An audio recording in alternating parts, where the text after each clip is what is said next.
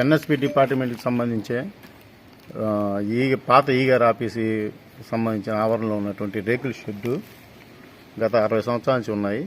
వీటిలోని ఉన్న కలపని రేకుల్ని కొంతమంది అధికారులు ఇంటి అవసరాల నిమిత్తము వాడుకుంటున్నారు. ఏందని అడిగితే మేడం గారిని అడిగామంటున్నారు.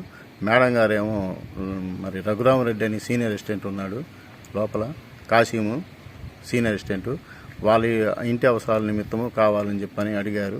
అందుకని కొన్ని తీసుకోమంటున్నాము అని చెప్పారు. అయితే ఇది ఇప్పుడు కాదు, కనీసం మినిమం 100-200 రేకులు కనపట్లేదు ఇక్కడ. రేపు మాపు ఇవి ఐరన్ కూడా మాయమైపోయే స్థితి ఉంది. కనుక మీరు తక్షణమే అధికారులు స్పందించి ఇవి అన్యాక్రాంతం కాకుండా ఆపవలసిందిగా కోరుచున్నాను. ఎన్ఎస్పి డిపార్ట్మెంట్కి సంబంధించే పాత ఈగార్ ఆఫీసు సంబంధించిన ఆవరణలో ఉన్నటువంటి రేకుల షెడ్డు గత 60 సంవత్సరాల నుంచి ఉన్నాయి.